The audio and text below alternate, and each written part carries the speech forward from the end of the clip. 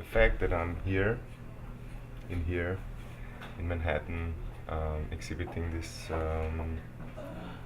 series of works, um, it's already dream come true. So nothing really. I mean, yes, if money starts rolling, cool. But so far, just the fact that the show is on and that people are cool and I'm here with you. That's yeah. Excellent. So, do you want to talk a little bit about your inspiration for this series and how it came together and why this particular uh, historical figure as a starting point? So there's been this thing puzzling me from for many years, that people my age and younger people even fancy the icon Tito as an icon, and so I was wondering, and people couldn't really explain to me, because they were kind of scared to admit their political attitudes, maybe, or I don't know really. They were trying to keep it light. The young people now, would not try to expose themselves politically, yet he was there, and that was kind of puzzling me. And then when I had the residency in Metelkova, which is like an autonomous cultural center and full of like anarchism and punk attitude. In Ljubljana? In Ljubljana, yeah, Slovenia. Um, the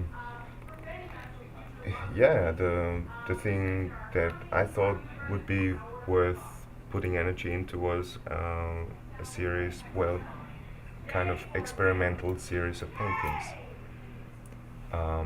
circling around the phenomenon, the icon. Can you talk a little bit about what your personal observations were about this iconic image as an outsider, as somebody who didn't grow up, with the image of Tito and sort of coming into Slovenia and Well, for me, Tito was a dictator, and he was responsible for war crimes and stuff like that. That was what we were taught in school, and then that Yugoslavia was, sealed, kind of, and then this wouldn't somehow fit to what people were, what was, feeling. what I was experiencing when I came to Slovenia and Bosnia and Croatia. So I was, puzzled. Yeah. And when we were talking a couple of years ago, actually, you said that you were feeling that now that all these countries actually became autonomous, that your observation was that there was a kind of a sense of longing towards this figure, toward the figure of Tito. Well, I think longing not in a political but more in an economical way, Mhm. because people are struggling a bit with new times. There's been great inflation, covered by change of currency, covered by all kinds of things. But people are, struggling really. There is not enough work. The prices are really going sky roof, and so, and they project the Garden of Eden upon the past in order to have some sunlight. It's Mhm. kind of a, I guess it's a bit like a ray of sunlight coming into The good old the good old easy yeah. days. And somehow I think I mean, of course it's an illusion, like all utopia, like all nostalgia is, but then I think that the 80s. The 80s. I love this one. I hope he will keep it. No, I think that the 80s in Yugoslavia were a great time. The 70s, the 80s, that people had sufficient of everything: work, social time, material things, not too much of nothing, but enough of everything. And I think mostly what mattered the most that people had really time. Yeah, like no, wasn't such a rush. Everything like everybody running for the money all the time. Um, Another thing that I wanted to talk to you about is, which the public will see when they come to see the show, is an image that repeats a lot in this particular series is female nude that comes from, I would argue, a kind of a classical painting context, and juxtaposed with the head or face of Tito. Can you talk a little bit about why you were fascinated with that particular juxtaposition? Well, like I said, the whole series is kind of an experimental thing. So I was experimenting with images, and then I kind of landed with these female bodies. First, like fashion model bodies kind of thing, and that wasn't really satisfying. That was kind of like sarcastic somehow, like commenting on modern advertisements, modern commercial world, and relating this to the old like socialist media structure. But this somehow wasn't really satisfying, and then um, I had these paintings of Bulgarian Academy still, paintings from friends from Academy, and they were showing these motherly figures. And then I tried this, and that really, you know, I don't know, this will Seemed really to be a create, kind yeah, of yeah, good match. yeah. Somehow, I don't know. It was like the head itself, the painted head, just fit perfectly, like everything, like the muscles. So somehow, that was it. It was like that. It was really made to be there.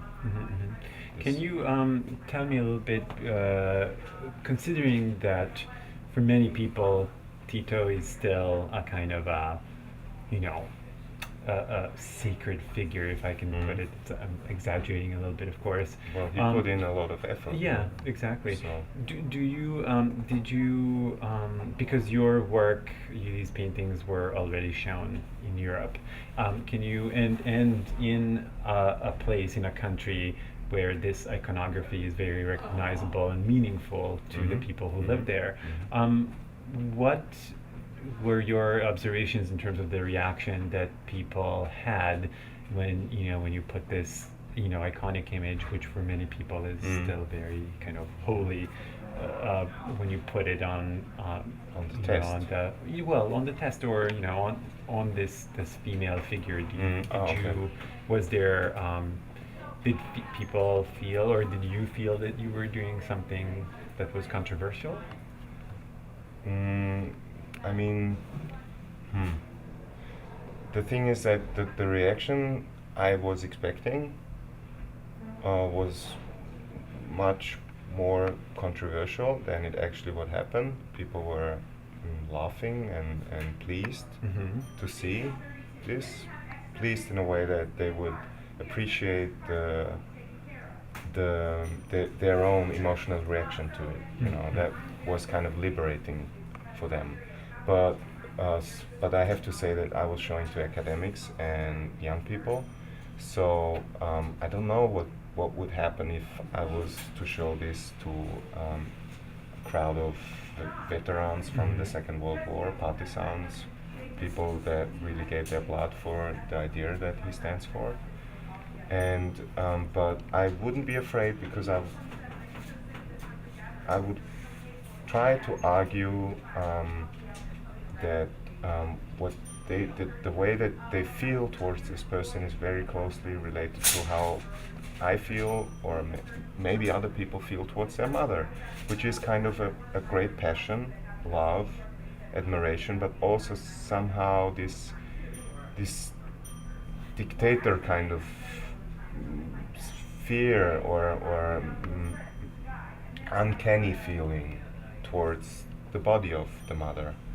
And so this is what I would argue to those people that, and I mean, to start off with, I feel great respect for his work, for his life work. Accomplishments. Yeah, yeah. I think that the way he was maneuvering his country out of the Second World War between the two blocks, that is just great.